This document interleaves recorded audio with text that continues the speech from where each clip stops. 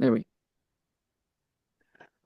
Okay, well, welcome everyone to Piers March meeting. I'm going to start on a real positive note, which is that today, after coming back from a really terrific rally, I heard and saw the ospreys.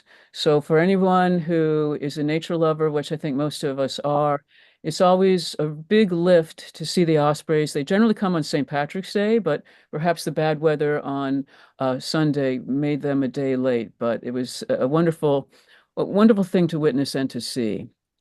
So, for those of you who might be joining Peers Meeting for the first time, welcome. We're glad to have you here with us. We'd encourage you to join the organization, and later on, I'll drop in the chat how you would be able to do that. But if you don't already like us on Facebook, please do so. That's one way that you're able to follow us.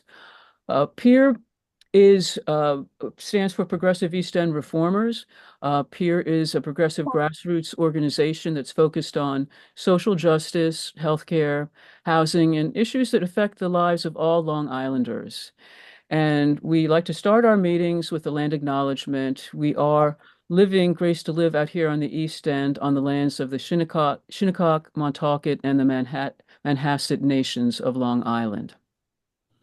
So I'm going to start with a brief update on what happened at Lolota's office. But before I get to that, let me tell you what you can expect tonight for Peers meeting, which is entitled Economic Havoc, First Person Accounts of Musk and Trump Cuts. So we're going to start by hearing a few letters from two federal employees, anonymous letters who have been impacted by the recent cuts. We are going to hear a recorded video from Cheryl Cashin, who is a peer member and member of our organizing committee. Cheryl is a subcontractor for USAID. She will discuss what she has been faced with since in the last 2 weeks. In addition to that, we're really pleased and proud to have Josh Dubneau here from Stony Brook University, a research scientist who's going to talk to us about what he has had to put up with in the last couple of weeks. And after that, we'll have some Q&A. So if you have questions during the first part, drop them in the chat because Tina will be monitoring the chat when it comes to the Q&A time, and she will call on you to ask your question. After we hear the first person accounts, we're going to pivot to Melanie Dorigo, who is the executive director of the Campaign for New York Health. And Melanie's going to give us an understanding of how serious the impacts are to our healthcare, in particular to Medicaid. And we will then follow up with Catherine Levy giving us an insight into the SAVE Act, really important legislation that's coming up that puts all women or married women at risk of being disenfranchised from voting. So we have that agenda for us this evening. So what I'm going to do, though, and as I described briefly what happened today at Lolota's office, I'm just going to share the screen, and I'll ask people if you don't mind muting yourself. That would be great. That'd be awesome. So what we're seeing here on the screen right now are just some shots from the rally today. What we did was we had over 400 people there. A group of grassroots organizers, we're calling ourselves CD1 Concerned Constituents, went ahead and delivered to Lolota, Representative Lolota, a petition signed by over 1,500 people asking, demanding that Representative Lolota give an in-person town hall. So again, I'm going to ask if you could mute yourself, that would be really great. Okay. So these are just some of the photographs, and I'm going to stop the screen share because I'm going to be muting. There. Okay, Sharon, that was you. Okay. All right. So we just to wrap up about the action today, we asked Representative Lota to tell us by the end of March when he will actually hold an in-person town hall. So we're giving him 2 weeks to let us know. After which time, if there isn't a town hall that he will give, there may be a town hall that we will give. So that's an update on what happened today. And also stay tuned for Indivisible's action on April 5th. There will be an action, at least one, on Long Island. Okay, so at this point, let's move on to the constituents' first person accounts. And Catherine Levy is going to read from an anonymous federal employee. Catherine? So I can't tell you what agency this person works with. They are really being terrorized, so we're trying to be as careful as we can be, not to reveal their identity. So this is the testimony. Almost 15 years ago, I got an email that changed my life, a tentative job offer from a US government agency to begin working as a telephone customer service representative. I may not have been part of your family, but if you called, I was there to congratulate you on your precious newborn baby, give a word of support while grieving a lost loved one, help you get information while buying your new home, or share in the excitement while helping your kid get financial aid for college. I am your neighbor, a part of this community, and a proud federal employee. Like many of you, I have a family that counts on me to provide for them, a mortgage to pay, and people I help in a bind. Now I and other people in the federal workforce wonder how much longer we'll be able to do those things. We lie awake at night wondering what we'll do without our health insurance, especially those of us with chronic illnesses like lupus or cancer. We're putting our lives on hold, riddled with anxiety, putting off moving, having children, getting married, and worrying how we might tell our kids that we might not be able to help them pay for their dream of going to college. The stress of our situation is immense and constant. The fear is palpable as we collectively wade our way through a campaign of terror waged against us by billionaires. We're all attempting to navigate a very uncertain future as best we can.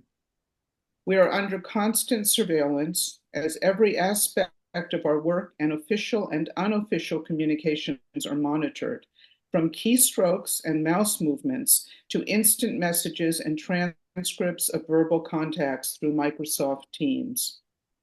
We're being asked on a weekly basis to prove our worth without being told how that information will impact us. And we are mocked on social media by the head of Doge, who has reduced his request for 5 bullets outlining our greatest accomplishments as a mere joke and a pulse check. It's degrading. We're being openly degraded by public officials, our neighbors, and people on our communities who know nothing of what we do. When we are the heart, backbone, and face of our government, and we see it in real time via our phones and on TV. We're hardworking, committed people who have dedicated our lives to our jobs and public service, and we are in constant fear of being arbitrarily terminated. Decisions are being made that are upending the lives of federal employees with no thought, no planning, no consideration, or empathy for those affected. And they're being made under flawed reasoning by people who have absolutely no idea what or how much we do. While we can all agree that there is wasteful spending in government, we are the best investment that the federal government has ever made.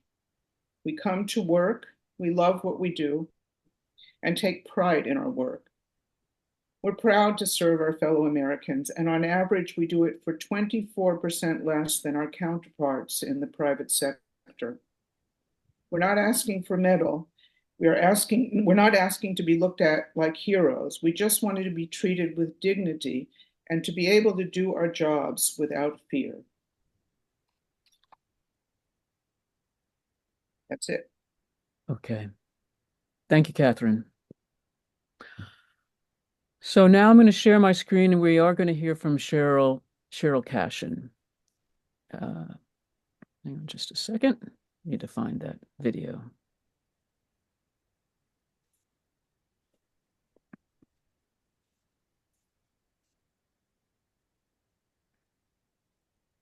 Of course, it has gone away.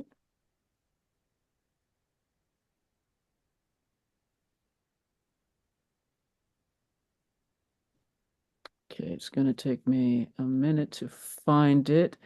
And maybe actually, well, hang on a second. I do see it here. Okay. Ah, the beauties of technology. Okay. Everyone can see, I hope. Ready? Hi, everyone. My name is Cheryl Cashin, and I live on Shelter Island here on the east end of Long Island, New York. I have been working in the field of global health for 30 plus years. One of the areas of my work is to make sure that life-saving foreign assistance is more effective. Foreign assistance like medicines and vaccines for children, that it's more effective by strengthening health systems and by building strong alliances with local partners. That has been my work and what I have dedicated my life to, my professional life. And I am fortunate enough to work for a nonprofit based in Washington, D.C. to do this work while I live here on the East End. And my entire field was completely upended on January 24th, when the unconstitutional actions of the Trump administration and the unelected Doge bandits began dismantling the U.S. Agency for International Development. Over the course of 10 chaotic days, I and my colleagues had to work day and night as that stop work order came through suddenly and brutally. We had to work through the night, through the weekends, to figure out what the impact on our small nonprofit would be of losing the 30% of our projects and revenue that came from USAID grants and contracts. We were first told that this would be temporary, that this was a temporary stop work, that they were merely looking at the different programs that USAID was funding to see if they aligned with the administration's objectives.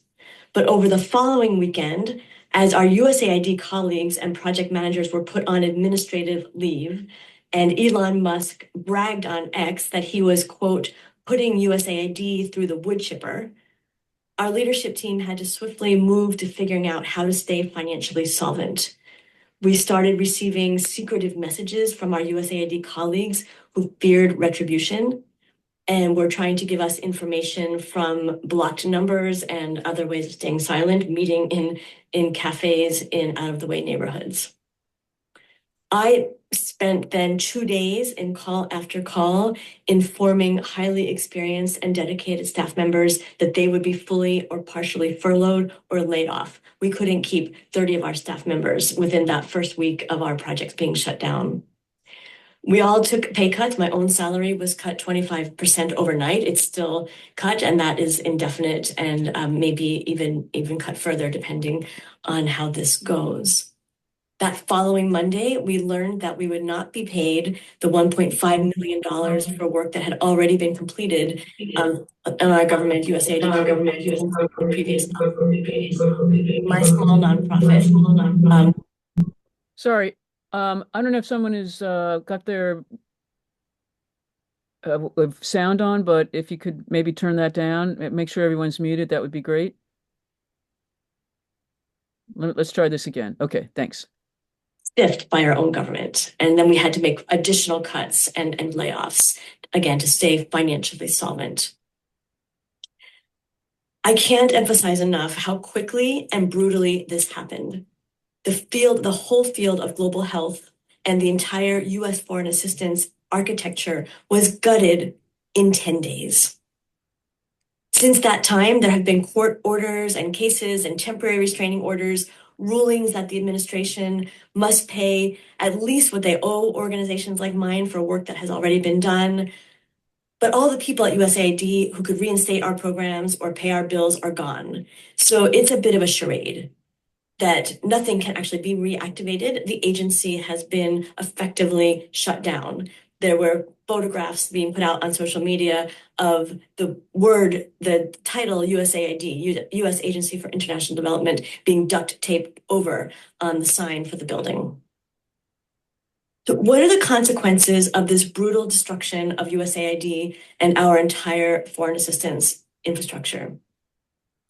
There are many, and maybe I'll just share a few that are top of my mind and my heart. Closest to me is that dedicated people who just go to work every day, doing their job, doing their best to try to do something good for the world, have lost their jobs, their livelihoods, their health insurance. That estimate right now is about 100,000 people. within the Agency for International Development, as well as contractor and grantee organizations like mine, both within the United States and in the countries that we serve. These people will have a very difficult time getting another job. This is what they've been doing their whole lives, and the sector has been gutted. I personally have no idea whether I will have a job in a few months. We have some remaining grants that we're working on, and we're trying to build from there, but that money could run out. As Americans, our credibility on the global stage has been destroyed. I can't put it any other way. Since this happened, I have visited my team in Ghana in West Africa, and they are shaking their heads that the US is no longer a credible partner. And that's being the kindest interpretation of our reputation right now. But this professional and psychological trauma, and it has been trauma, that I and my colleagues have faced at the hands of our own government, and the loss of the credibility of our country pales in comparison to the incalculable suffering and loss of life that has occurred and will continue to occur as this administration casually withdrew support for life-saving medicines, food aid, and other contributions to the health, safety, and well-being of our neighbors around the world. The estimates of this suffering and loss of life are starting to come in. There is one set of projections that has, in 1 year alone, an expected 550,000 people dying from lack of food aid. My own organization works to get life-saving packets of therapeutic nutrition that saves starving children.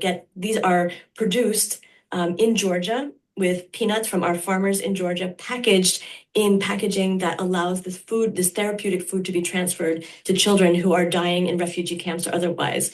Those packets are now sitting in a warehouse in Georgia and will probably feed the rats. 550,000 people will die from lack of food aid. Another 500,000 children will die because of lack of access to vaccines. 310,000 people are estimated to will die this year from tuberculosis. And that is nothing compared to what will happen if drug-resistant tuberculosis is not treated. And the United States provides much of the treatment around the world for multi-drug resistant tuberculosis. If that is not treated effectively, that drug resistance TB will spread, and then there will be no treatment for tuberculosis. And that will affect everyone around the world.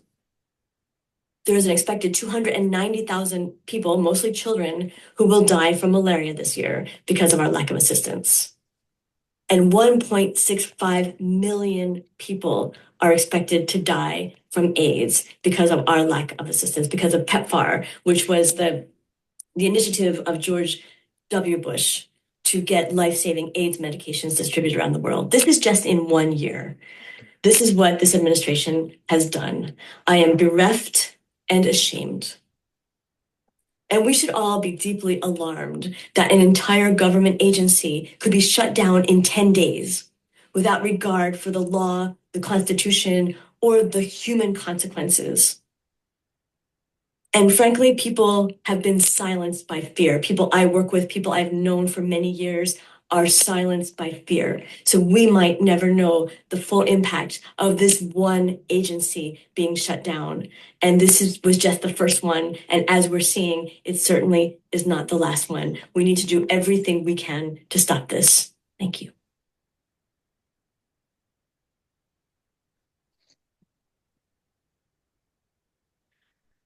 So very powerful words from our friend and co-organizer Cheryl Cashin, who had wanted to be here today, but actually for her work is had to get on a plane to go to Geneva to help people or to help fight for her organization there. So yeah, it's incredibly awful, and we thank her for putting that together.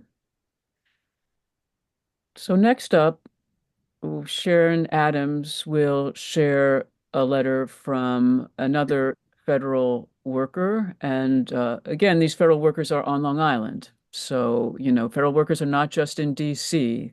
They're spread throughout the, 50 states of the union, and they do amazing work for us. And we need to stand up and support them. Sharon, please. It is hard to put into words how stressful this time is for federal employees. Right now, there are only two categories of federal employees: those whose lives have been crushed by having their jobs suddenly ripped away from them, and those who live in fear of losing their jobs. Everyone is afraid. You wake up every day wondering what horror you will encounter. People are silent in meetings because of fear of retribution. If you need to speak to a friend at work, you make sure you do it by phone or on your private email. You feel muzzled, afraid to attend a rally for fear of being seen, afraid to write a letter to the editor for fear of retribution. It is McCarthyism on steroids. It is very hard to focus and get any work done. It's very hard to sleep, knowing there could be an email in your inbox telling you your job has been terminated. It is recommended that you keep copies of your work and have all your important documents on hand, because once terminated, they shut off your access to the system. Cruelty is the point. It is chaos. From the return to work order to offices without enough space to the insecurity that your 5 bullet points to Doge every week will somehow be used against you. There's little help or advice because the supervisors don't know much more than you do. No one knows what might happen next. They are trampling the union bargaining agreements, so there is no sense that the union can help or protect you, other than the court cases they are filing.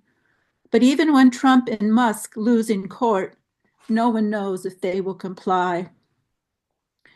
The senior staff at your agency are working to comply with the reduction in force order to submit the new required restructuring plan.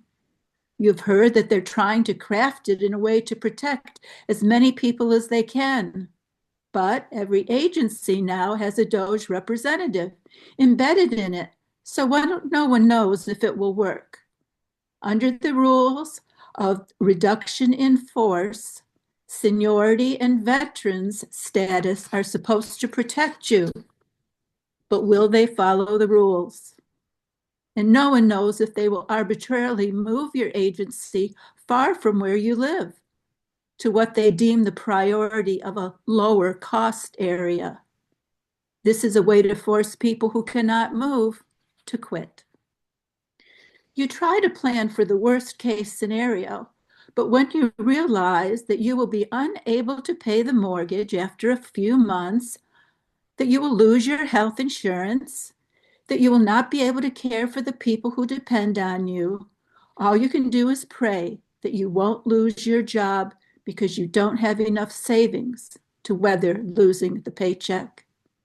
And you know that you are over the age of 50, the odds of getting another job are very slim, which just adds to the anxiety.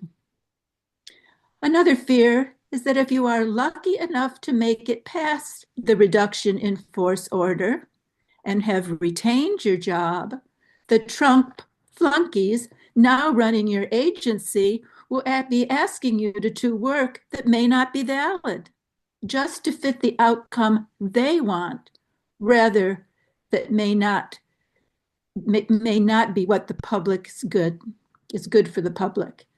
And you know that you cannot resign on principle because you just cannot afford it.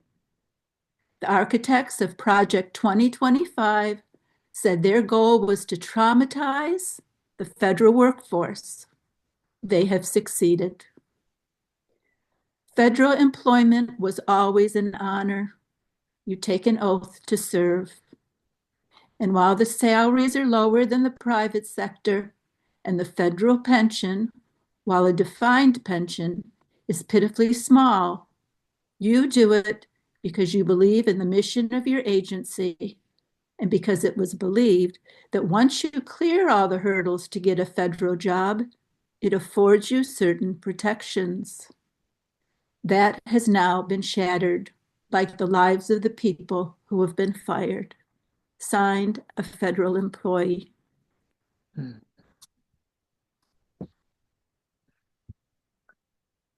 Thank you, Sharon. Thank you for sharing that.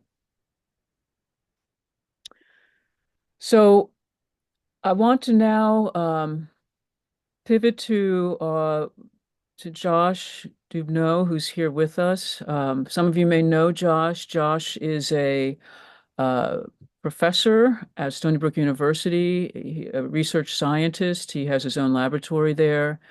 And so he's going to tell us how the recent cuts in funding have affected his work and his lab and the people who support him. And well, let me just say before Josh begins that if you do have questions, drop them in the chat.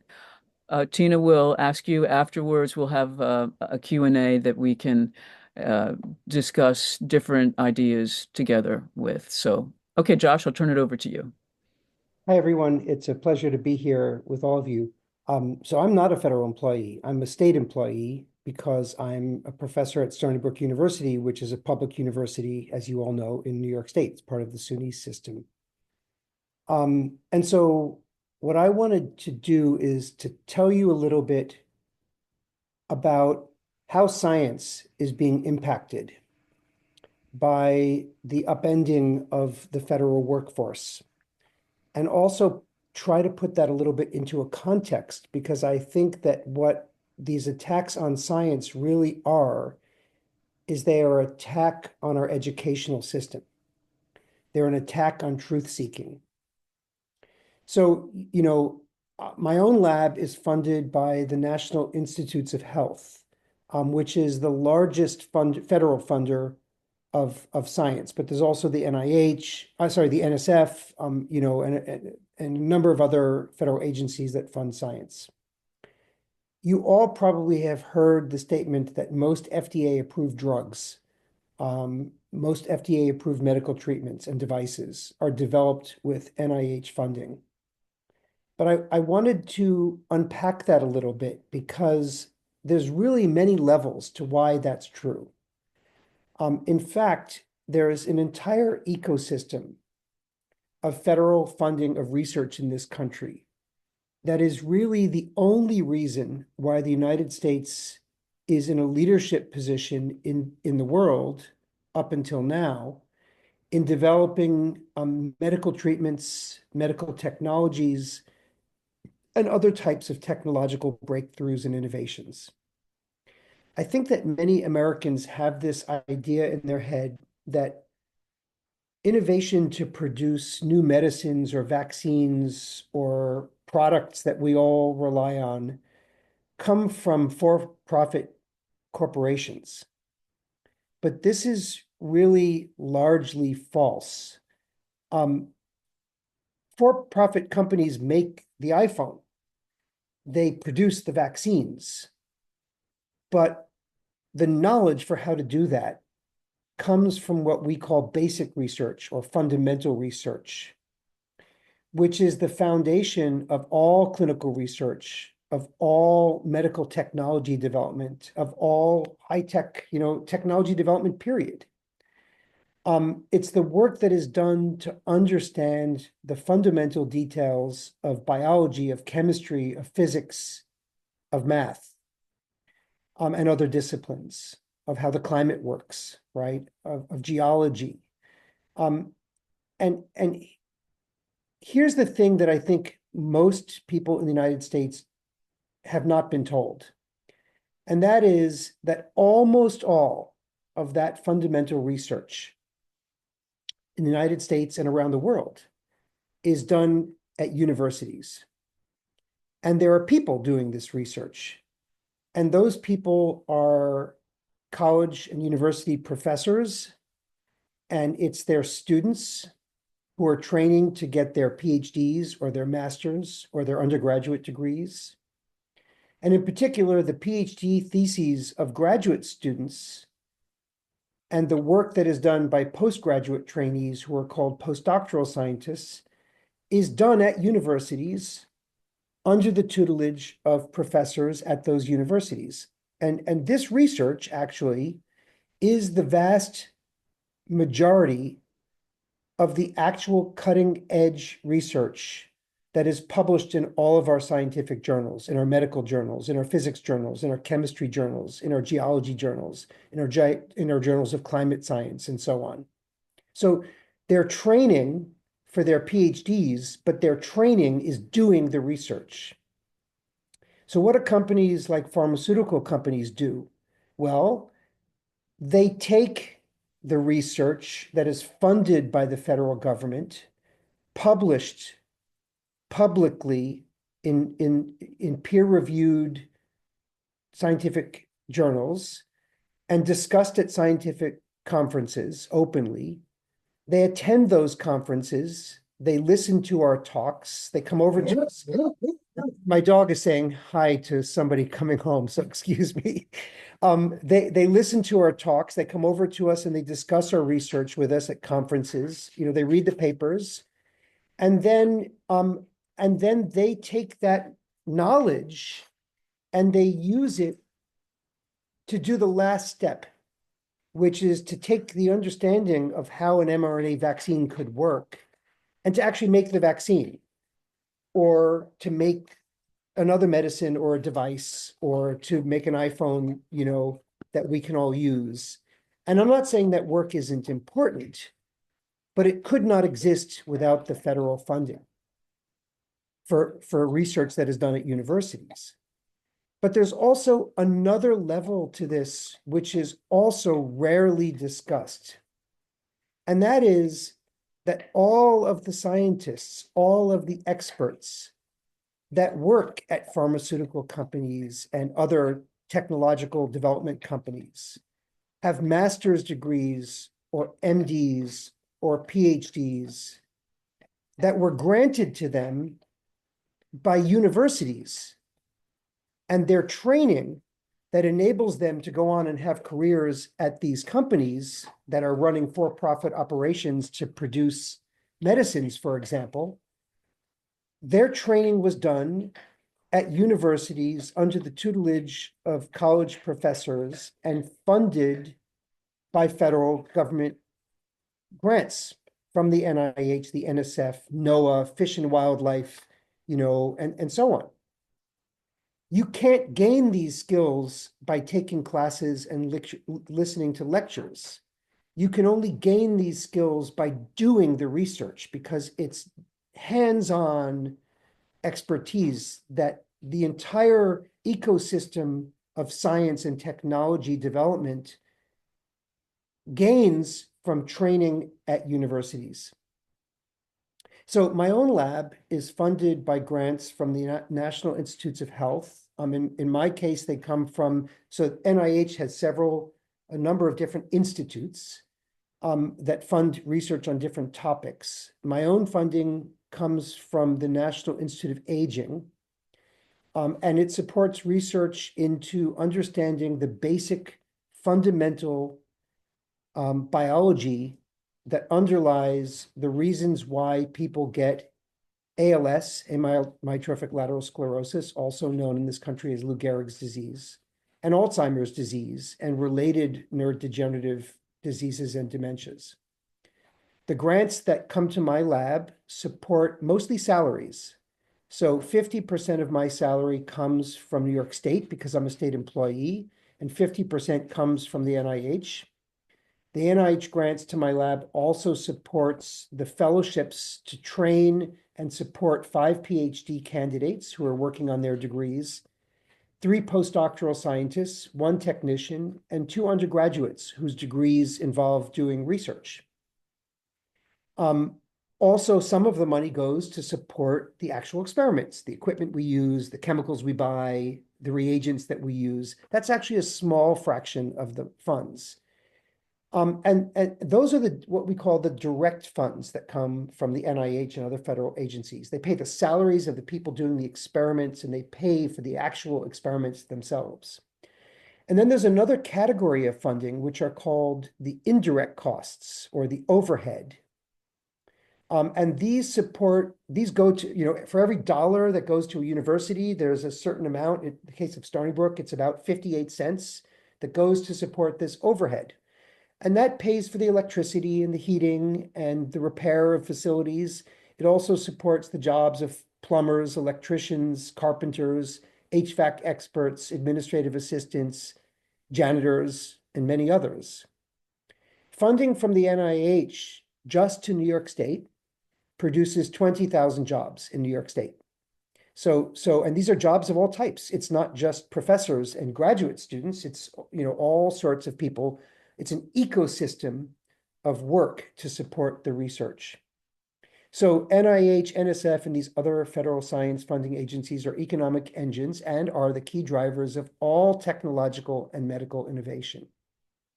So when you're screened for cancer or screened for heart disease, or are treated for cancer or treated for heart disease, you should thank the science that is federally funded and done at research universities like Stony Brook here on Long Island and many others around the country. If your kid gets strep throat and you go get an antibiotic, you should thank the federally funded university done science.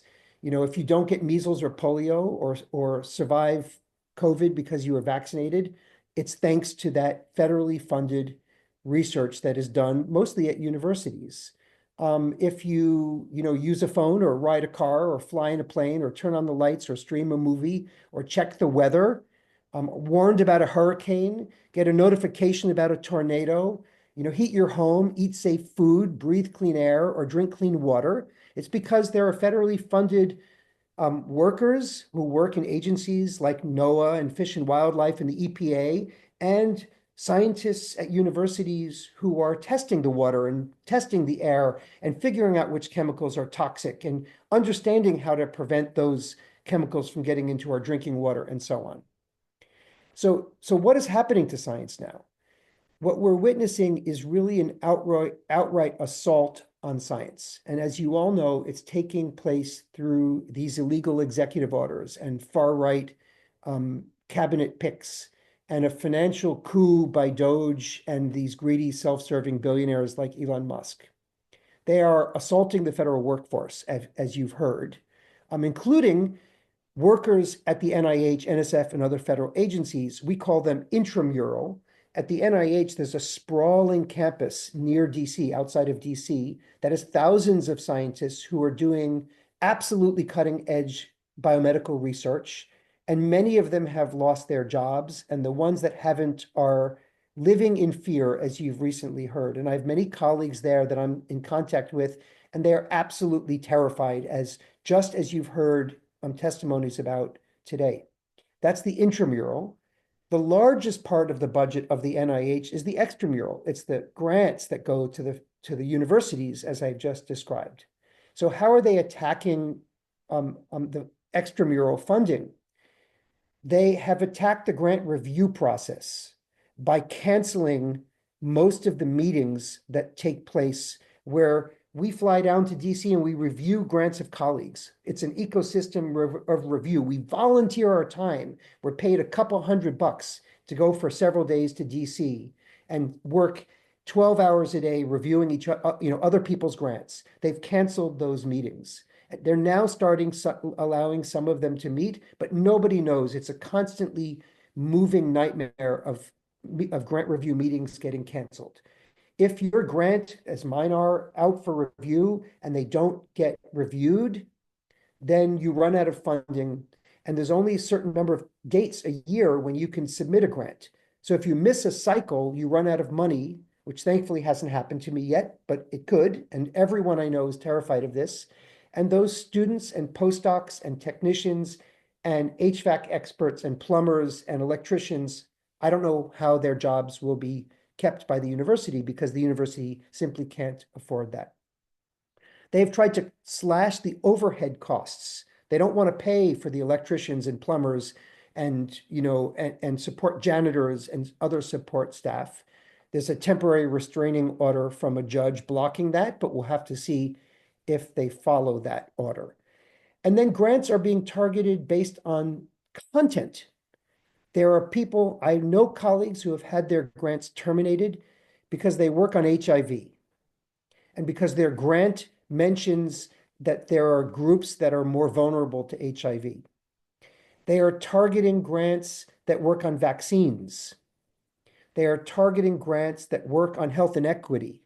By targeting, I mean people who have gone through the rigorous peer review process, been funded, are doing the research, have hired graduate students, and they randomly get a termination notice by email that says your grant has been terminated because it no longer fits the priorities of the NIH. And then you've probably heard that grants to some universities are being targeted entirely. Johns Hopkins has had $800 million of open grants terminated. Those mostly went to USAID, I believe. At Columbia University, they've terminated hundreds of millions of grants, open grants, ones that were already in process to study cancer and HIV and heart disease and Alzheimer's were canceled. And they've canceled these in several different ways. They've terminated training grants, the ones that train the next generation, that support to train the next generation of students. They've canceled grants based on topic, content. If you mention the word women because you study breast cancer, and breast cancer is something that mostly women get, you could have your grant terminated because you've used an unapproved word. They think that by mentioning women, it's somehow DEI, and grants like that can be terminated. And then the other reason that is really a major one that we can't escape talking about for why grants are being terminated at Columbia University, and soon this will be spread. The threat is to 60 other universities, and then eventually to all universities, is as a leverage point to stifle free speech. And I want to talk about that for a moment before closing. So what's important to understand is that we are witnessing more than an attack on science. They're using the resources of science that universities depend on as a weapon to attack education. It's an attack on the survival of our entire educational system. No fascist regime has ever tolerated a liberal arts and science education system. Beyond science, universities are places where scholarship and research is done in the pursuit of truth. Truths about history, sociology, the climate, the evolution of species, about economics, about political science, about literature, about poetry, about psychology, and so on. Colleges and universities are breeding grounds of independent thought that seeks truths about the universe and about our society, independent of any political oversight. This is widely referred to on campuses as academic freedom. This is a freedom of thought that is a threat to any fascist regime. And so whether the attack on universities, on education, is done by financial threats, as we're seeing with the Trump administration, by threats of deportation, as we're also seeing, by threats of arrest, as we're seeing, of job termination, or with bombs dropped from the air, scholasticide is a part of fascism. It was true in Nazi Germany, it's true in Gaza, and it's happening here in the United States. And these goals of destroying higher education and K through 12 education are inextricably entwined with the goals of censorship and repression. So at Columbia University in particular, the reason why they have targeted Columbia first is to force Columbia to take steps.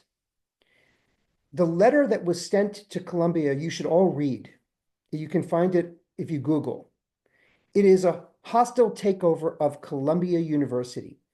It involves the magnification of the university admissions policies. They want to control which students can be admitted. It requires placing several departments into receiverships that will be controlled by the federal government. These include the Middle East Studies Department, Asian Studies, and Africana Studies as the first three, but you can bet it will expand. It includes a fascist repression of free speech. They are requiring Colombia to expel, fire, and deport those who have protested against Israel's onslaught in Gaza. When you end academic freedom, when thought, research, and scholarship are placed under government control, the university ceases to exist. And in my opinion, the most disgusting aspect of that, of what's happening, is that this is being done in the name of protecting Jews. And I need to say this as a Jewish person, that this has nothing to do with Jewish safety. This government, as you all know, tolerates Heil Hitler saluting fascists who openly support Nazi groups like the Alternative for Germany, AfD in Germany. This is an attack on the survival of our education system. And I think that it's really, really something that has not been fully explored. It's not just an attack on science. The attack on science fits within the context of their ultimate goal, which is to outlaw teaching and scholarship in Black studies, Native American studies, women's gender and sexuality studies, disapproved ideas in history, sociology, literature, and so on. So that's really what I came to talk to you about today. What I wanted to say today is that everyone in science is terrified. People at Columbia, of course, are absolutely terrified, but every university is in the target now, every university that receives federal funding. And the fear is that they are going to censor our science, they'll end research in certain areas, but also that they will use this essential funding of biomedical research and other areas of research as a wedge to force universities into submission on free thought. So that's what I wanted to say to you today. Thanks for listening. Josh, thank you. Thank you so much. We really appreciate your thorough uh, description of the whole ecosystem that's involved in, the pure research that's done at university and how really important that is for all kinds of betterment of mankind, drugs, Alzheimer's research. And we're sorry that you're in the situation that you are, but we just really appreciate your very direct and powerful laying out of the facts. So someone in the chat is saying, "Wow, extraordinary presentation." So we have an opportunity now to have some questions and answers put for or questions put forward for Josh, or any comments regarding what's on your mind, what you might want to bring forward. So Tina's going to monitor the chat, and she'll ask people to speak based on that. I see maybe Catherine has a question. Yeah, I'm not seeing many questions.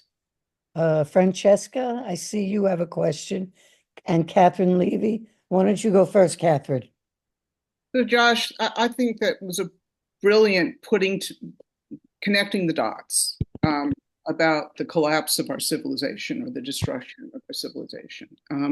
This is what I'm curious about listening to you. I mean, what you're talking about is an evisceration of our intellectual life and our freedom. Have you made this presentation or tried to make these points to anybody inclined to support Trump or Republicans or the right wing, and had any reaction of amazement, or are they just blocked off from any persuasion on this? I mean, you're speaking here to a very sympathetic audience. Yeah, it's a great question, Catherine. Like most of us, we move in little bubbles. What's interesting is that at the university, so Stony Brook University is the largest employer in Suffolk County. And although the faculty tend to come from all over the world, and the undergraduates come from all over the US and around the world, and the graduate students come from all over the world, the staff are mostly, not exclusively, but mostly from Long Island. And so the staff on Long Island, the staff who come from Long Island are the full makeup of Long Island from one end to the other, and therefore include people of all different walks of life and all different backgrounds. And there certainly are staff at Stony Brook who support and have voted for Trump. Um, I don't know if they understand or realize what a threat this is to their own livelihoods. But it's even hard for me to convince many of my colleagues of this. Lots of STEM scientists, STEM faculty, want to defend their own research and feel, they might not say this, but I fear that they're willing to jettison areas of scholarship at the university or even areas of biomedical research that doesn't impact them as long as it will protect them. They might not say that, but they're afraid to speak out. They're afraid to show solidarity. Many, there are some who are speaking out. That goes to the fear that such a powerful weapon of fascists. Yeah. Anyway, Tina. Francesca, you have a comment and question? Yeah, I mean, yes, incredible presentation, and really vividly brought reality to life. One thing that really struck me is that we seem to have no mechanisms for resilience in place, because it's an ecosystem, and the keystone species is the federal government, right? Once that's gone, the whole edifice collapses. And I just wonder, and we're all in shock, but I just think it would be great if people could start to think about building resilience into what's happening. I mean, to whatever degree, even if it's just finding ways to, when during COVID, in the beginning, when there was no information either, because Trump was president. And, there were some folks at the Atlantic who began this COVID tracking project that ultimately took the place of the federal government, actually. The feds caught up later and they adopted it as their own. So I just think more and more we have to not just bemoan what we're losing, but really start thinking about ways to build resilience and a different way of doing things. I'll just Thank say you. one thing about that. I don't think there's any way to replace the resources of the federal government. I mean, the federal government is supposed to support things that are a public good. And without that, I don't think we're just not going to have research without the federal government. I see the resilience right here in this room. We are the resilience. The resistance is the resilience. People like us in every corner of the United States need to provide that resilience by saying no. How we can all, I don't have the answers to that. Francesca, you suggested that we invite Tim Walz. Oh, right. Oh, Tim Walz is actually going around doing town halls. He's, I think it's Tim Walz Unleashed. He has a lot of criticisms with how the election, was conducted by his own party and what's needed to happen now. And I heard him speak in Iowa, and he was basically saying, ask me to come to your town hall. He wants to Great. go out around and do this. Now that it might be a different kind of event than the one you're planning, but it's a thought. Can I Yeah. just I'll just quickly hop in, just, excuse me, and oh, just say I was sorry. that I was going to jump in and say I already emailed him and AOC as well.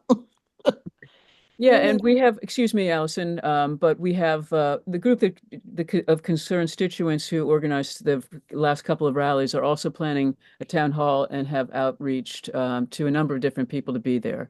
But I see Susan maybe next in the queue, right, Tina? Yes, Susan, you had some Yes, comments. I wanted to give a suggestion, especially to Josh with his wonderful presentation. I work with the Poor People's Campaign media team, and we meet once a week. And what we're doing is we're taking short 1 minute or less interviews with people as to what is happening to them for in vertical format with the cell phone to put them on Instagram. And this is being done by Poor People's Campaign all over the state because it's important that we put a human face on all these cuts. And I think that section of Josh's talk about all of the research that is being done, the Alzheimer's, the cancer, the ALS, if something like that, just that section were put on Instagram, it would reach a lot of people.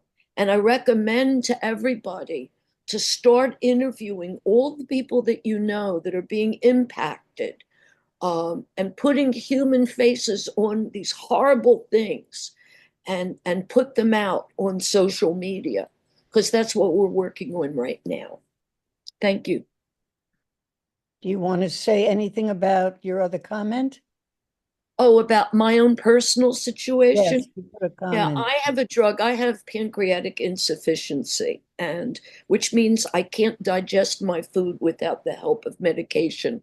I had diabetes for over 30 years, and my pancreas was totally damaged. So these pills, there's no generic for them. When I'm in the gap, my copay, this isn't the whole course, this is just my copay, and I have good insurance, is $1,400 a month. So usually I don't get out of the gap until maybe August, July or August. And for about a month, President Biden lowered the copay to $50, like he did with insulin. The minute Trump got in, he raised it back to $1,400. So we're having to run up all our plastic and everything. I'm supposed to be taking this medication 3 meals a day. So I only eat 2 meals a day in order to stretch out the medication so that I can take it with my meals. Um, and I'm thinking, I have very good insurance. What happens to people that are on Medicaid? They just die, that's all. And one of the things that Reverend Barber is constantly saying, the Poor People's Campaign, is that poverty is the fourth leading cause of death in America. And it's going to increase, especially with all of these Medicaid cuts. Yeah. Thank you. I'm so sorry to hear that. Nick, you want to make a comment? Trying to unmute. I do. I mean, all these have been so wonderful, Josh. Thank you. And Susan, thank you. They're just amazing. We have a very close, someone we're very close to that I wrote about a bit. You didn't see it? This is a person who works for the Veterans Administration and has been told twice that she's being fired. It hasn't happened yet, but she's been told twice. And what she does is to visit veterans who have post-traumatic stress disease, what's it called, the syndrome, and she goes to their homes to support them. Some people wouldn't do that. I mean, I can't imagine the kind of work people do in our interests, and then they face this. So here's a woman who's going to have 2 kids in college, and she may lose her job, and these are the people who she works with. It's terrible. And I have lots of students who are doctoral students from Johns Hopkins and from City University working at the U.S. Department of Education. Their jobs are gone overnight. So the things that we're facing in this society from this crazy person are just horrible.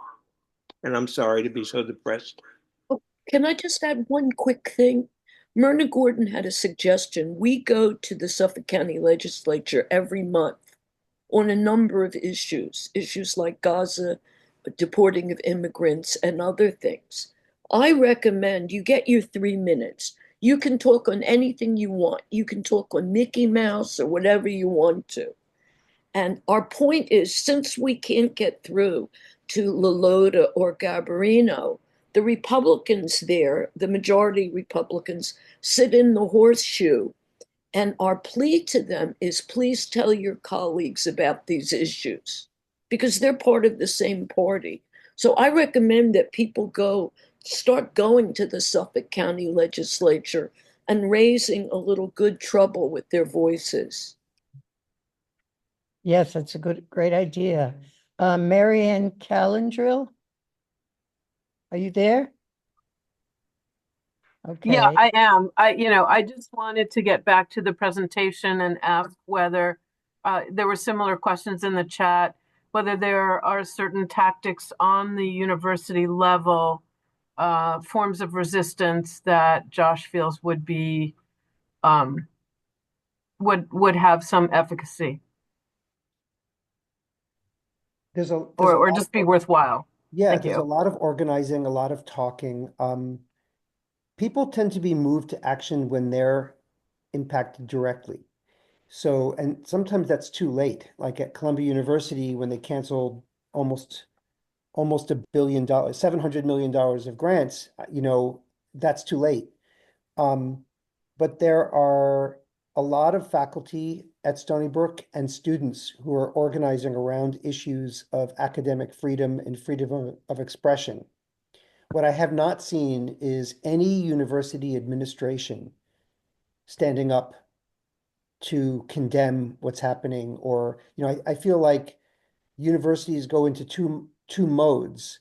When they're Columbia, the administration capitulates and complies and collaborates. And when you're not Columbia, you hope you're not next. And so the administrators stay silent and hope that nobody will notice them. So I think the pressure points would be to pressure university administrations to take a stand. What wouldn't it be nice if the leaders of universities would say, everyone come out and protest, go to the science protest in New York City, let's go to DC, but they're afraid to do that. So it's going to come to us, community members, faculty, students, and staff to do that, I think. I'm just Any, going to interject Thank you very actually and much. ask a question of Josh just to follow up on that. I'm just wondering, I'm imagining that your colleagues around the country who are working on similar research, maybe to you, that you are in conversation. And is there a network of scientists throughout the country who might be looking to have a broader resistance? These conversations are happening. It was really, and there's probably a million WhatsApp and other direct message threads of various combinations of people. We're all talking. One thing that I found interesting and encouraging at the New York City Science March, and I think it was true at others, it was wonderful to see that 3/4 of the crowd didn't know the standard call and response chants. Somebody would say, show me what democracy looks like. And there would be this murmur, and a few people would shout, this is what democracy looks like. And I loved that because it meant that most of these people had never been to a protest, and now they are. So I have some hope. Thank you. okay, thank you. I have a question, which is up here. I'm wondering, are there any organizations that are contacting Republicans and asking them how they can support what's going on? How can we shame them? Does anyone know of any organization that is doing that? I got an email today from a group in Minnesota, and I really didn't read it carefully, but they want money to put up billboards, anti-Trump billboards. So I'm just wondering. Anybody? Well, maybe we should start something. I think these Uh, people have to be publicly shamed, Yep, I think not they're, just Republicans, the Democrats too. Go ahead, I'm sorry. oh, no, that's okay. I didn't mean to interrupt you. I know there was another, people showed up to Nick LaLota's office in Hauppauge today with a petition with 1,500 or so signatures, maybe more, to deliver to his office. They also had a protest demanding a town hall. So I think the visibility is there. We had Yeah, several I mean, hundred at Tesla. I'm sorry, Allison, but we started the meeting with a conversation about that because a couple of people Oh, on the sorry. call here Yeah, it was a actually little bit late. organized that race. So that's okay. But I want to get to Julie Sheehan because Julie actually is at Stony Brook, and I think she might have something, regarding the university's conversation to add to what we're discussing here today. Sure, yeah. I mean, I do think it would be great to hear a call to go out and protest from senior leadership at Stony Brook, and I'm not holding my breath on that. But I'm actually kind of heartened that Chancellor of SUNY had a meeting with the presidents of all the different SUNY universities, and the talking points for that were weirdly courageous, considering that the SUNY system is not known for its firebrand liberalism. And the main messages were, no obeying in advance, no pre-compliant. We're not changing our websites. We're not scrubbing, mentions of women, as Josh was pointing out. Now, the federal government may be flagging those, but Stony Brook and SUNY is supposed to be standing strong on our values across the sciences, social sciences, humanities, and arts. And we're not to change what we're teaching and not to appease the powers that be in advance of anything. And then if a dear colleague letter, like the one that circulated to those 60 universities comes Stony Brook's way, and SUNY's way, the position is a judge has to make us do it. We're not going to try to read these tea leaves. We'll do what a judge, we'll follow the law, but not until a judge says, this is the law. You have to take the word women out of your breast cancer webpage, right? So, yeah, it's not, it's not firebrand, but it's, I think, in my judgment, better than Columbia. I'm an alma mater of Columbia, and I am so ashamed and distraught that Columbia has not stood up for its values, has not fought. They threw a little bone and then, oh, sure, arrest our grad student. And then it was like, oh, sure, search our students' dorms, and every time they throw a bone, the federal government comes back at them with an even more outrageous demand. Appeasement will not work. That I know. Hi, you have a comment? Hi? Am I reading that right? Yeah, AJ? yes, Ajay. Yes, thank you. Ajay. I do, and actually, Julie, she hit the nail on the head, and what was said before kind of hit the nail on the head. But one thing I think I do see now is appeasement will not work. So if you let the judiciary actually have to make rulings, it brings more press and media to it, as we've seen. So if SUNY says, "Hey, we're not going to go the Columbia route. We're going to force them to have to go through judicial review," and if they acquiesce or they say, no, we're not doing judicial review because our branch of government supersedes, it forces them into a position where media has eyes on them. And at the end of the day, you want to have media having eyes on it, even if they're scared, which I think they are. And many people are balkanized and sort of falling into their own groups of saying, I don't want my funding cut. I don't want my funding cut. You have to get eyeballs on this because what is happening is a coup in this manner. And so against science and against institutions. And I did try calling Congressperson Lordo's office, of course, left a message. And the way I try to spin it to Republicans is, your job as a legislator is to have power in your you're as a congressperson, and you're acquiescing your power to a different branch. don't you feel, and kind of affecting your ego, right?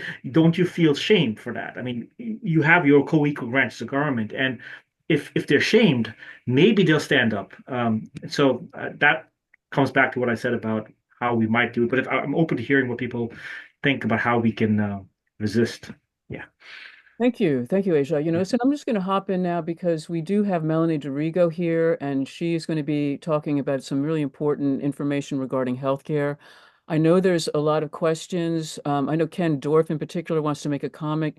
Ken, if you can just very quickly make the comment, and then I think we're going to have to move on to Melanie, and we can continue these conversations going forward. No, it's not quickly. So let's wait. I've been waiting, and it's okay. We'll do some other time. I'm sorry? No, it's not a quick comment. So let's just go on. We'll have another conversation. Thanks. Okay. All right. So sorry about that, Ken, but thank you for allowing us to go to Melanie, who I know has some own time situations herself. So Melanie, please, you're welcome to join us. Great. Hi, Catherine. Thank you so much. Hi, Pierre. Always great to be here. I really appreciate the opportunity to speak after Cheryl and Josh because I think it really lays a strong foundation for what I'm going to speak about, which is the Medicaid cuts and the effects on New Yorkers. I also just want to mention before I dig into it, Josh so eloquently talked about the ecosystem, right? And I think if we zoom out, we're seeing the total erosion of what we have always believed is great about the United States in a much larger ecosystem being attacked at a very, very rapid rate. It's quite astonishing. And I think that it's all interconnected.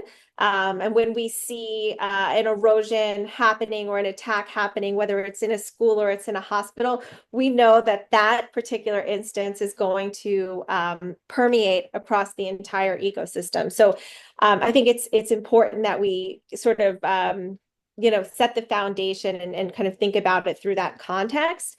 I will get into the Medicaid cuts, but as Cheryl talked about, the United States pulling aid for organizations that prevent the spread of disease, right? And Josh is talking about universities losing funding for potentially life-saving cures, right? And now the federal government is proposing a tremendous amount in cuts for healthcare. Now, these cuts are historic. They're completely unprecedented. We've never seen anything like this. And it would truly propose a significant threat to both the health and financial security of New Yorkers. And so for those of you that, I know that we've all heard about it, but I know we're getting inundated with all kinds of chaos each and every day. This particular cut was put into the House bill with a mandate for the House Energy and Commerce Committee to cut a minimum of $880 billion in cuts, right? And it's important that we understand that that's a minimum, that is not a maximum. And there's really no way to do that other than cutting from Medicaid. You likely know that Medicaid is the health insurance program for our most vulnerable, right? And I'll dig into the different facets of the demographics that take part in that healthcare plan, but it is our most vulnerable. So before I talk about that, I want to talk about what that could look like because I think it's a little bit tricky and it's deceiving, and I want to make sure you have the right information. We don't exactly know how they're going to cut, this money just yet. It could be cut from the federal Medicaid contribution, right, which would just be an outright cut. It could come in the form of block grants, which is essentially a fixed amount of money that comes from the federal government to the states, which a lot of folks are saying, hey, that sounds really good. What's wrong with that? The problem is that we don't know exactly how much that fixed amount is going to be. And it puts a tremendous amount of risk on the state because if it doesn't cover our costs, and we do know that healthcare costs rise every year. We now know that the U.S. has pulled all of the protections from these agencies that protect diseases from spreading. And I think, most health professionals at this point agree that it is not a matter of if, it's a matter of when the next pandemic comes. So we do know that there will be an opportunity, there will certainly be say the chances of us spending more are greater than not, right? There's also some ideas being thrown around about potentially including work requirements in order to get Medicaid. Now, this gets really complicated, but there are a lot of individuals that actually do work who have Medicaid. You have to make such a small amount of money to qualify. For many families, it actually doesn't make sense because they need the health care. And if they make a couple thousand more, their whole family can be thrown off Medicaid. We see this happening with a lot of our fellow organizers in Long Island who rely on these services. So it's very, very tricky. Essentially, though, all of these potential ways to cut Medicaid funding would increase bureaucratic obstacles, which would 100% result in loss of coverage for those who need it most. So just to set the record here, there are about a third of New Yorkers who are currently on Medicaid. That's a substantial amount of New Yorkers. And nationally, of course, millions and millions of folks will lose coverage. In New York, it's estimated that a little under 2 million New Yorkers will completely lose Medicaid coverage. Others could lose certain services, but 2 million will lose it altogether. And that is terrifying, particularly after hearing what Josh and Cheryl shared with us just a moment ago. But all of this essentially will result in, obviously reduced healthcare access. It will result in increased financial burdens for both those families who are directly impacted, increased financial burdens for the rest of us. And I'll talk about that in a moment. It'll also have downstream effects of negative impacts on local economies. And of course, as always, it will have a disproportionate impact on communities of color and low economic communities, as well as put a significant strain on our hospital system. So let me talk about what that looks like, kind of breaking it out. Right? When we think about, well, who is on Medicaid? What does that look like? Well, sadly, people with disabilities, right, they rely heavily on Medicaid, not just for their health care, but they rely on Medicaid waivers for vital housing, employment, as well as community-based services. And this decreased funding will likely mean that individuals with disability will have a complete loss of independence and be pushed more to rely on institutional care, which would be, in my opinion, not the direction we want to be going. That would be devastating to people with disabilities who rely on these services. It would be particularly harmful for the many, many children that are on Medicaid. They will have less access to preventative care, less or no access to vaccinations. And of course, they would lose treatment for chronic conditions. Many senior citizens rely on Medicaid for long-term care services, which includes both in-home care and nursing home care. That is a billion-dollar industry in this country that bankrupts most people. That would be devastating, particularly right here on Long Island. I think there is a very strong argument from Long Island in particular to our legislators to talk about this piece of long-term care. For some reason, they seem to be more willing to budge when we're having conversations about senior citizens. So we should take that into account. It would also, these cuts would have, it would be devastating for certain hospitals and healthcare service providers around the state. Not only would they face a significant strain due to the reduced Medicaid reimbursement. So for those of you who may not be familiar, safety net hospitals, rural hospitals, their patient mix is generally folks that don't have insurance at all, as well as patients that have Medicaid. Medicaid pays the least amount than any other insurance. So you have Medicaid, there's Medicare, which pays more, and then private insurance generally pays the most. So we see public hospitals and rural hospitals often really struggling to keep their doors open because so little money is coming through the door.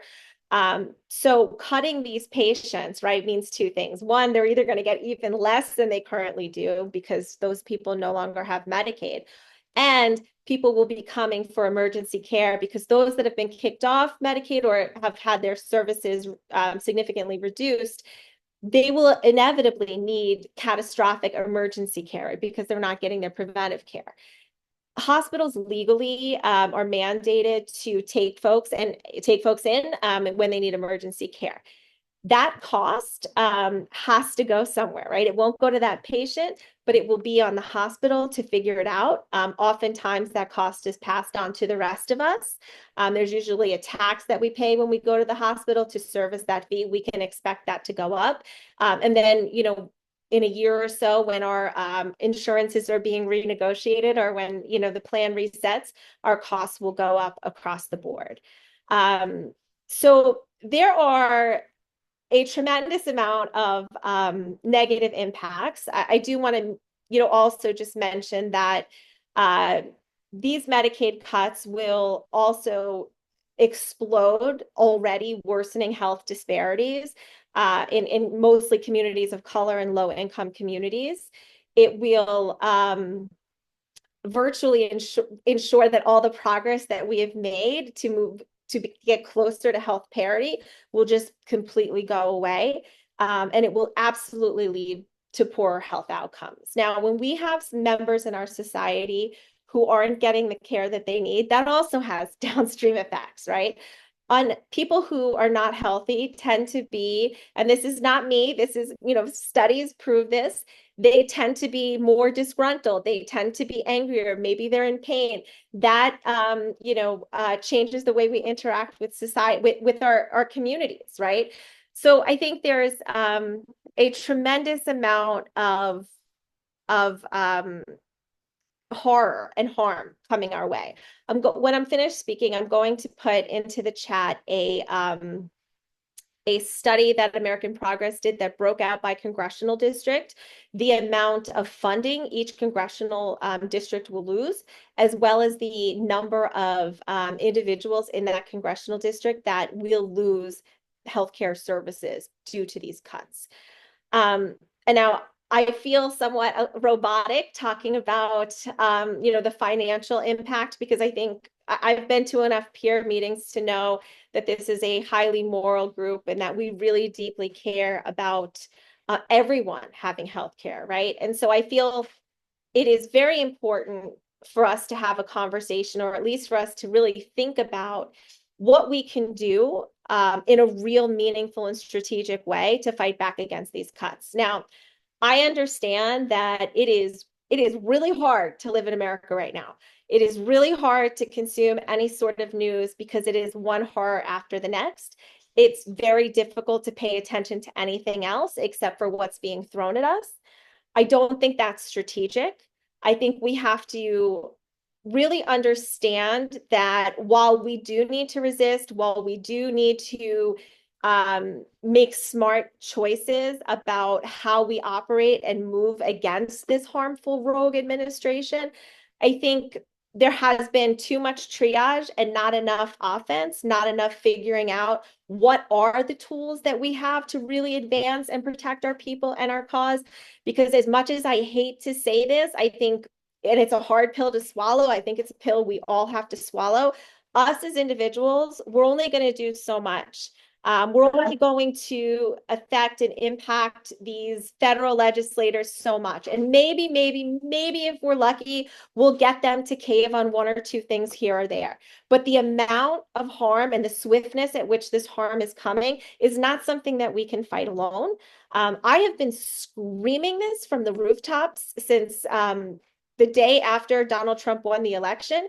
We have to be smarter and strategic. We have to call on the state. So I know folks were talking about your county representatives. That's great. The state has more power.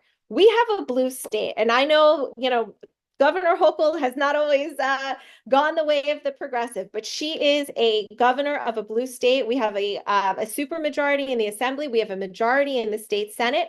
There is a whole lot that New York State can do to protect us. And I'm not saying they're going to be able to protect us across the board in every single instance, but they, as the power, using the power of the state, can protect us a lot more than what we're able to do as individuals or even collectively in our little communities. I don't know, I think maybe Catherine said this earlier. It's not really a shameless plug because it's the work that y'all have been doing for a very long time. I do work for the Campaign for New York Health. We advocate for the New York Health Act.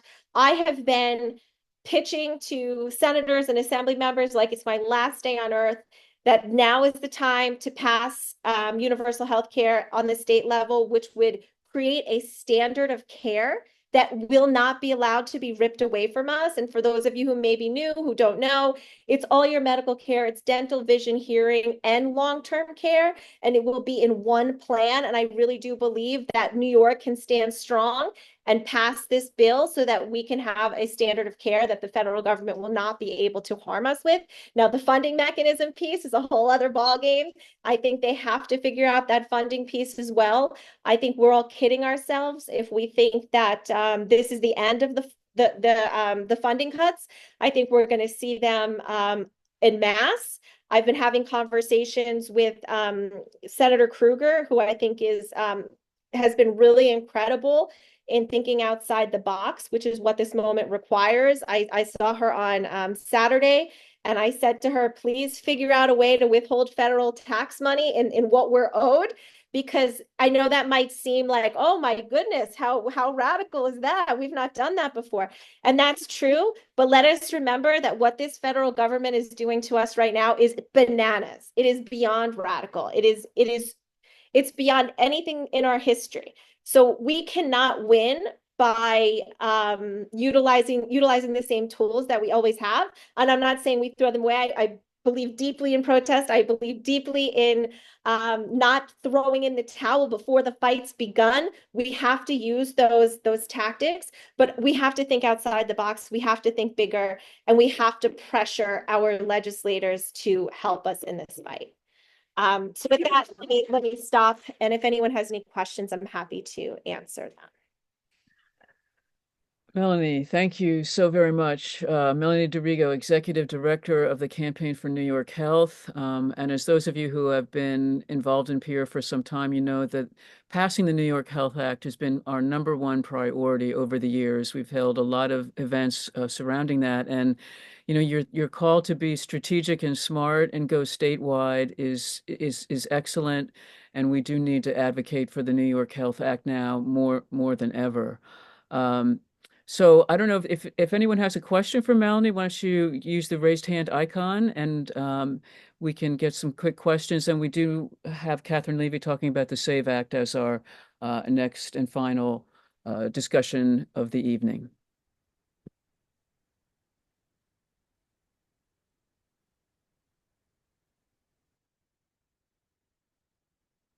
Melanie, why don't you drop in the chat? You mentioned you would drop in the chat a couple of links that people can go to find out about the what we will lose. I think that CD1 might lose over 1.3, is it billion dollars if the cuts go through?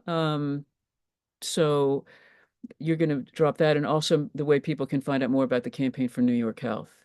And we do have a question. Josh has his hand up. Yeah, thanks for that, Melanie. So I have a question. I've heard that the cuts that they are discussing that almost certainly would have to go to Medicaid will also affect Medicare, or also might. Do you I'm not sure I understand why. Is it that some of the money that goes to Medicaid flows to Medicare? Can you explain that, or do you know how that people are saying that?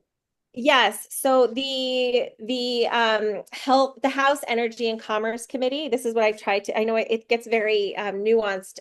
That committee has been charged with reducing the budget by at least $880 billion. They oversee Medicare and Medicaid. And so there is some question, and I know that you probably know this, Josh, and maybe everyone knows this, but I think it's worth noting. Project 2025, which I know a lot of us were really nervous about, and Trump tried to distance himself from, and then subsequently hired the authors and all the folks that wrote Project 25 and is now executing that plan. In that project, right, there is there are plans to essentially defund Medicare. First by moving everyone to Medicare Advantage, certainly newcomers first, and then eventually everyone. I also think they're going to do it in more deceptive and devious ways where, I know this whole like, oh, no tax on tips, no tax on overtime, right? It sounds really great. But that's a way to pull money out of Medicare as well. So, then they can be like, oh, it's not me. We just have no money, right? So I think there are conversations around where will that money come from? I think Republicans are getting, and there are certainly the New York Republicans in particular, and this is where I think like the protest is effective and the shaming is effective.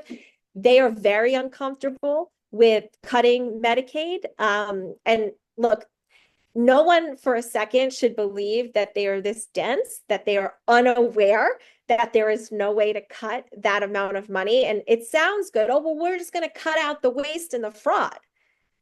There is not that much waste and fraud. The numbers don't add up. Or as my 14-year-old would say, the math isn't mathing, right? So I think there are some folks that are talking about, well, would some of this come out of Medicare?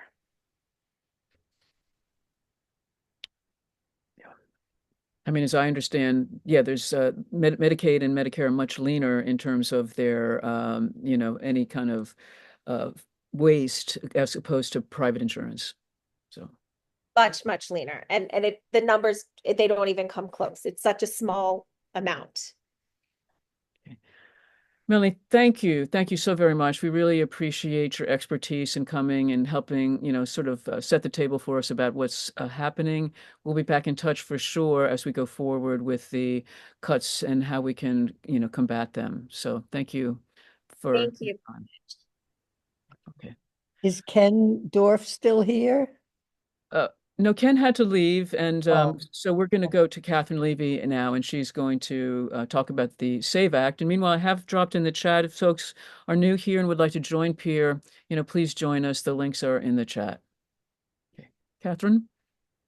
So I've heard the word upend here a lot tonight, and in addition to everything else, and not surprisingly, the Republicans have a scheme to upend our electoral system and to dramatically constrict the number of people who will be eligible to vote. It is a very frightening plan. We need to fight it with everything we've got. And one of the things that worries me is very few people know about it, and very few people seem to be walking around with their hair on fire as they should be. So I hope at the end of my little presentation here, your hair will be on fire and you'll be ready to act. The SAVE Act purports to be an attempt to address the terrible problem of all of the non-citizens who vote in America. There are probably about 10 people a year who are non-citizens who try to vote in America, of the tens of millions of voters. It is, as usual for these people, a solution looking for a problem. What it actually is going to do is going to limit the amount of people who can register and the way they're going to register, and dramatically so. It will require that all registrations be in-person registrations. That means that online registrations, mail registrations, registrations by third parties are over. All of the things that we typically do to register to vote. It will require that when you register to vote, you bring either a birth certificate and/or a passport or a naturalization paper. If you can't bring that physical thing, you cannot register to vote. So that means that if you're one of the 80% of women in America who've changed your name, who have a different name from the name on your birth certificate, you have a problem. And the Act doesn't say how that problem is going to be addressed, just that the states have to try to do something to change your status, so that you can vote even though you have a different name from the one on your birth certificate. The people who register you to vote in person will be subject to imprisonment of up to 5 years if they in any way process documentation that isn't correct, even if you are actually a citizen. So not only are you going to have to go to some place, I guess it would be Yapang for us, to get registered, but the people behind that counter are going to be risking imprisonment if every I is not dotted and every T crossed. In addition, people, sort of voting vigilantes, will be empowered to question those election officials and election boards if they feel that the act is not being implemented rigorously enough. So, we've seen how well that sort of thing works out in the past. And if that isn't enough, frequent voter purges will be mandated. So there will be frequent purges of voters based on very little information. This has been abused for decades in this country. They'll be targeting people who have Hispanic names, who have names that sound like they're African American, who have names that sound like they're Muslims. And those people will be struck off the rolls and then have a very difficult time re-registering. This is already law in New Hampshire. It's been law for a few months, and sure enough, women in particular are having a very difficult time voting. One woman in an article wrote about having to go back to her voting place 4 times to bring the right amount of documentation. Now, fortunately, she had the documentation and she could afford the time to go back and forth to her voting place. A lot of people do not have birth certificates. Again, the name on their birth certificate is different from the name that they use as an adult. And they have no way readily to prove that they're citizens. Or, what is true in many rural areas of the country, there's no place for them to actually go in person to register. The Brennan Center estimates that 20 to 30 million people will be disenfranchised immediately by this act. And as we go forward, obviously, it's going to be much more difficult to get new registrants because they're going to make it so difficult for people to register to vote. And let me remind you that that also means when you move or change parties, you have to re-register and you have to go to that place in person with your documents, try to deal with the cowering election official who's afraid of being imprisoned if they make a mistake, and try to re-register in that way. It's unheard of in our history, but we're seeing a lot of things that are unheard of. It's already in the House. It is one of 12 bills that has been being fast-tracked in the House. The number of the bill is H.R. 22. Catherine, will you put those links in the chat? Catherine's going to put links in the chat which will give you more information about this. The Senate bill is S-128. So what is likely to happen is in the next couple of weeks, the bill will be introduced in the House. We should fight it. We should fight it very hard, but the likelihood is that it will pass the House. Then our only hope is that they will have to overcome the filibuster. You may have remembered that from a few days ago. So the Democrats will have to stand firm on the filibuster and on any games that the Republicans try to play. For instance, what has happened in the past is they've tried to fold this bill into a reconciliation package in order to avoid the filibuster. So we have to be on the phone with our friends.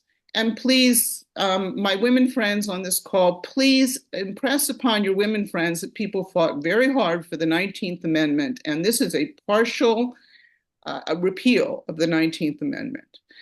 So be on the phone with your women friends, be on the phone with your civic associations, and tell everybody that they have to fight like hell to preserve our right to vote, because that's what's at stake. Catherine, thank you. Thank you for that. I see, Francesca has dropped into the chat that she heard 20 Democrats are actually supporting the SAVE Act. Can you share anything about that? No, there were a few people who said they were on the fence, like Swazi, but I think that probably even he, and he's not a great one, even he has been knocked off the fence. I don't think it's going to get much if any Democratic support. But the Republicans have a majority in the House and they need a simple majority. But, I say call everybody and call frequently. Um, if we lose this, we're going to lose any ability to reverse what we've all been talking about tonight. I mean, we lose hope, basically. Women have much more capacity, not capacity. Women tend to vote for Democrats more than men do. Um, and I think that's why women are being targeted with this bill. Maybe it doesn't work out the way they planned, but usually when Republicans restrict the vote this much, it doesn't work well for Democrats. And I think that's what they're counting. Great. Okay, well, yeah, Susan has her hand up. If you have a question, Susan? No, I just have a comment. When I went to get my expedited driver's license at the DMV, like most women, I not only had one name change, I had several. My first husband was a mistake, and that was a divorce. My second husband passed away, and then I remarried. So I had to go with my birth certificate, 3 marriage licenses, and the death certificate for my husband who passed away in order. I mean, I had a pile of papers, like, huge pile of papers, and that's what it's going to be like. And it affects women more than it does men because many women changed their name more than once. So it's just horrible. Also, the bill does not specify what the process is for dealing with the kind of situation that you're talking about. So, states can just throw up their hands and say, well, we have no way of dealing with this. Sorry, you just don't get to vote. It's very vague when it comes to the remedy for the problem they're going to create. But it's very clear about the restrictions they want to impose on registration. I mean, imagine this alone. I don't know if Anna is still on this call, but imagine this alone, that you can't register online. You can't register by mail.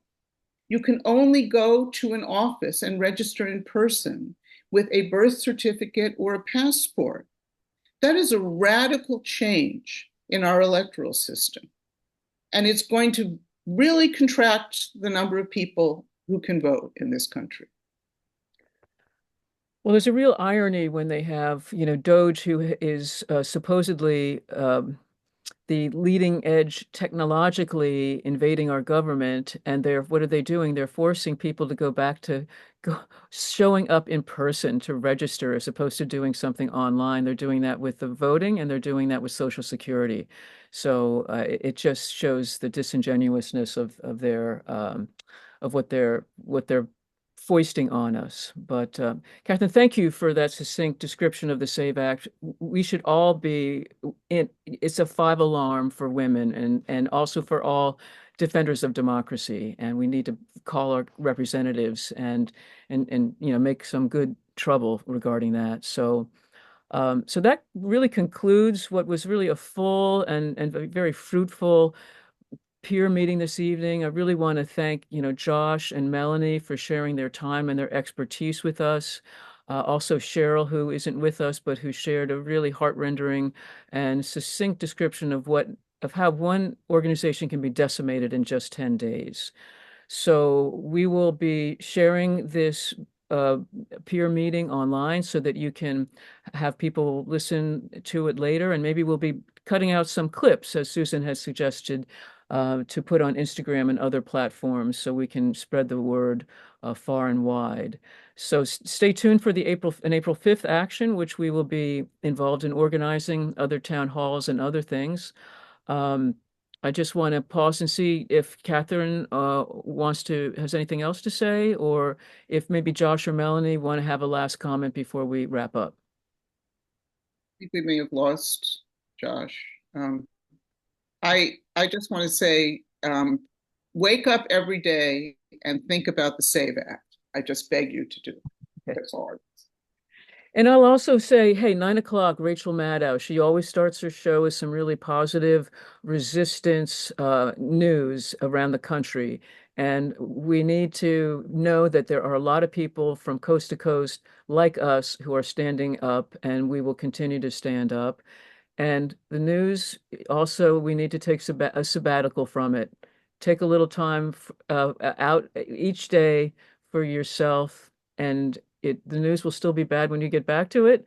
So get out and take a walk, get out and listen to the ospreys, get out and experience some joy in your life. So anyway, thank you all. We'll be in touch, and we hope you have a good evening. Raking my flower beds. Excellent. Okay. Good to see everybody. Take care. Bye.